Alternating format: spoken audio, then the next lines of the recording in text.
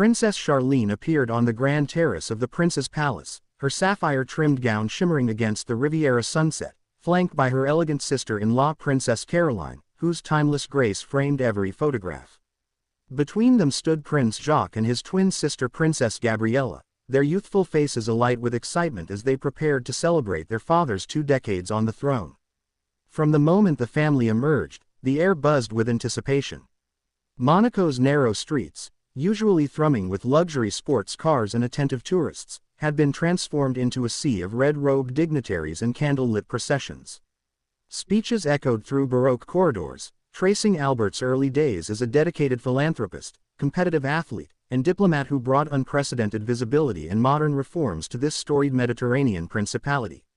As twilight deepened, a specially commissioned choir took its place beneath the palace's ornate balconies, voices soaring through arches carved in the 16th century. Charlene's gentle smile flickered with emotion as she watched her husband, Prince Albert II, bow in gratitude to the gathered crowd.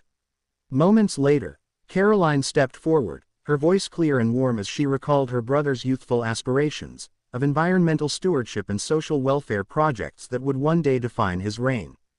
Behind the scenes, longtime courtiers whispered memories of the young prince who once raced sailboats along Port Hercules and championed marine conservation at the United Nations. His sisters recounted childhood adventures in Saint-Tropez, impromptu regattas and family picnics that seemed a world away from palace protocol. Yet those carefree days, they noted, laid the groundwork for a monarch who would champion accessible education, healthcare initiatives, and cultural exchange programs across Europe and beyond. Jacques and Gabriella, dressed in matching ivory ensembles, shared quiet jokes as they prepared to place a wreath at their father's memorial sculpture, a tribute to his mother, Princess Grace, that overlooks the Azure Bay. Their playful banter reminded guests that behind the ceremonial regalia lies a close-knit family whose bonds have weathered personal challenges and public scrutiny. Princess Charlene, once an international athlete herself, referenced those challenges with grace, revealing how Prince Albert's unwavering support helped her overcome health setbacks and rekindle her passion for conservation work. The pinnacle of the evening arrived when torches flickered to life along the palace ramparts, illuminating a procession of young Monegasque volunteers carrying portraits of Albert's most significant achievements: the Starlight Children's Foundation, the Prince Albert II Foundation, and the restoration of Monaco's Old Town heritage sites. Caroline's voice quivered as she invited the twins to present the final portrait, a family photograph taken on the palace steps 5 years earlier. As Jacques extended the frame, Gabriella placed it reverently beside her grandfather Rainier's statue, symbolizing the continuity of princely duty across generations. A hush fell before the crescendo, a fireworks display choreographed to Tchaikovsky's Swan Lake, Prince Albert's favorite score since childhood. Cascading lights mirrored in the harbor's still waters, while spectators erupted in applause. Charlene and Caroline embraced, their laughter mingling with the delighted cheers of onlookers, and Jacques tugged Gabriella's hand toward the railing to feel the warmth of the pyrotechnics glow. In the days leading up to the anniversary, palace insiders disclosed how Albert personally oversaw every detail, from selecting the marine blue invitations printed on recycled paper to approving the sustainable menus showcasing Monaco's finest organic produce. His commitment to environmental causes, once considered unconventional for royalty, now stands at the core of Monaco's identity. Charlene, ever the dedicated conservationist, spearheaded an educational exhibit on marine biodiversity in the palace gardens, where guests could interact with 3D models of endangered coral reefs. Princess Caroline hosted a gala dinner for European heads of state and celebrities, turning the palace's grand ballroom into a tapestry of white lilies and olive branches to symbolize peace and unity, values Albert has tirelessly promoted in international forums. Ambassadors toasted his vision of a principality that harmonizes luxury with responsibility, while Jacques and Gabriella delivered charming toasts of their own, reminding the world that Monaco's future shines brightest under their father's enlightened leadership. Throughout the weekend, locals shared heartfelt stories of Prince Albert's accessibility, the time he joined a local firefighter brigade drill, or surprised nursing home residents with impromptu concerts by the palace orchestra. Gabriella's bright eyes reflected those anecdotes as she distributed handmade thank you cards to palace staff, learning firsthand the importance of gratitude and service. As dawn broke on the final day of festivities, the family gathered on the palace's highest balcony, overlooking the port where luxury yachts bobbed gently. The flag-bearing honor guard presented a guard of honor, while the national anthem swelled with pride.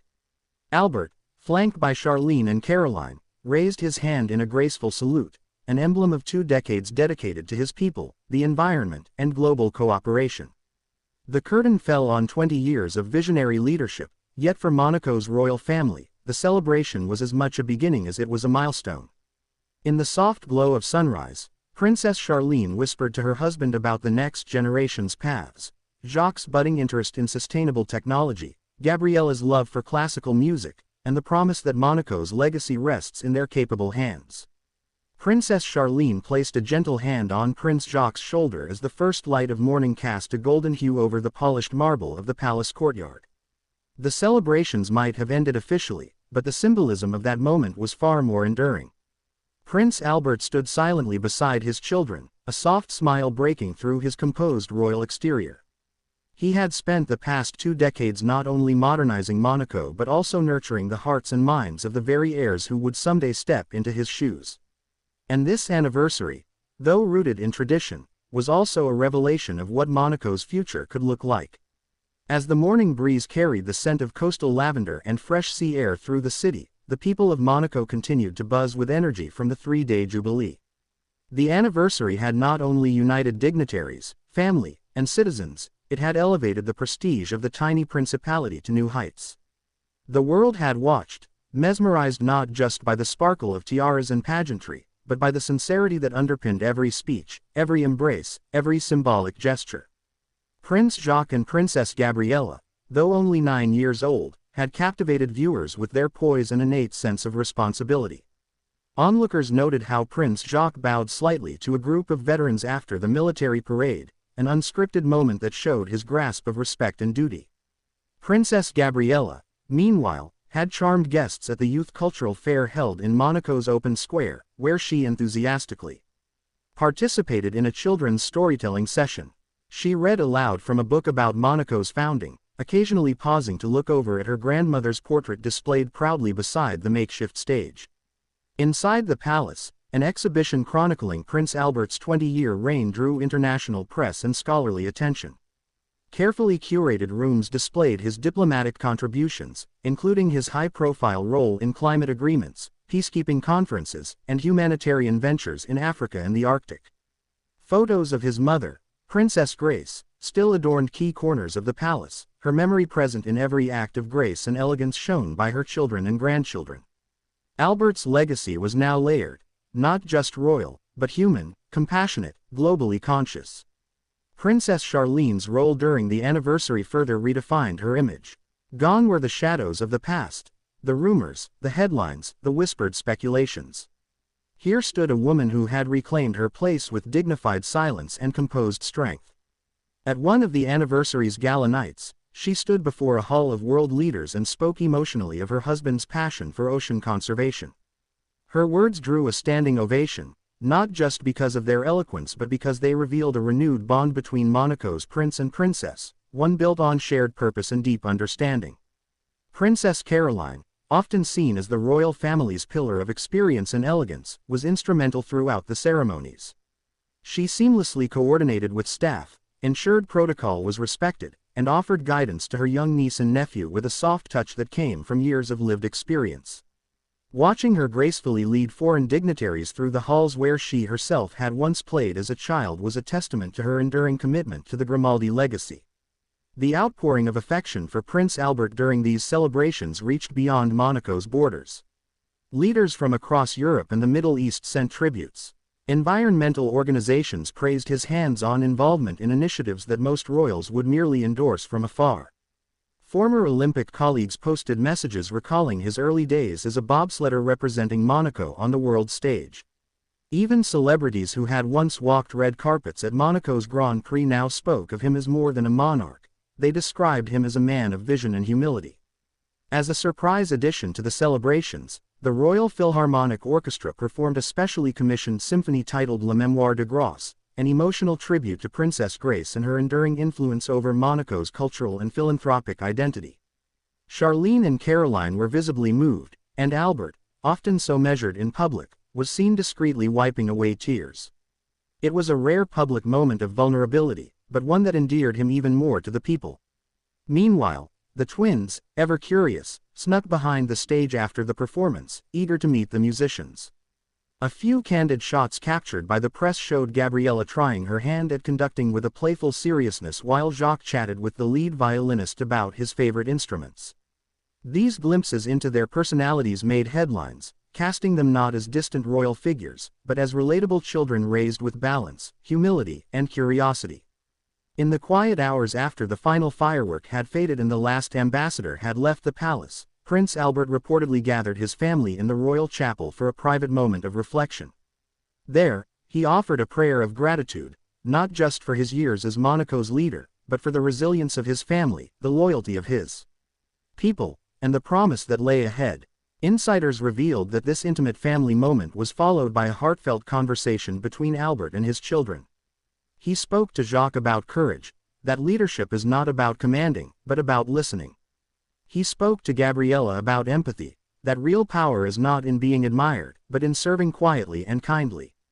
Charlene and Caroline sat beside him, listening with quiet pride, their eyes fixed on the children who would one day continue the Grimaldi legacy.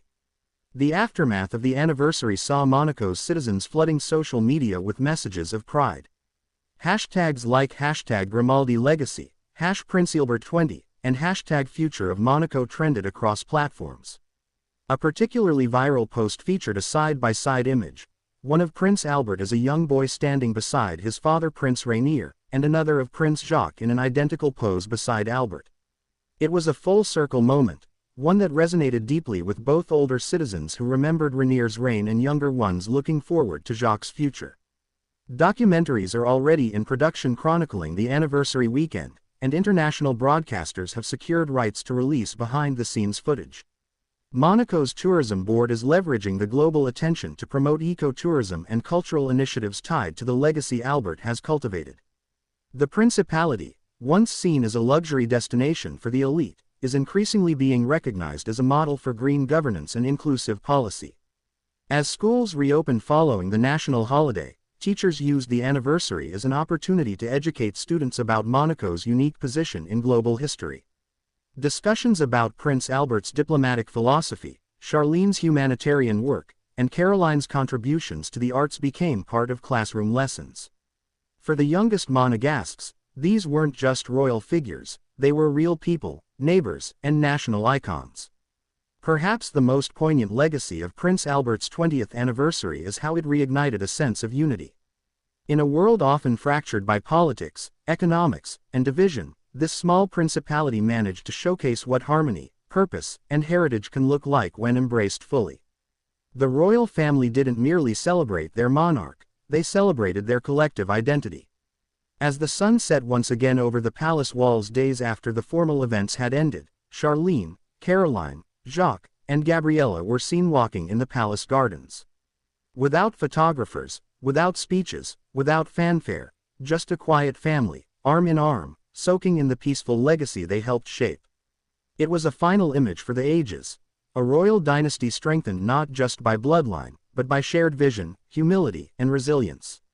As Prince Albert passes the halfway mark of what has already been a monumental reign, the question remains, when the time comes, will Prince Jacques and Princess Gabriella be ready to rise as the next great chapter in Monaco's history, or will they redefine the monarchy altogether in their own remarkable way?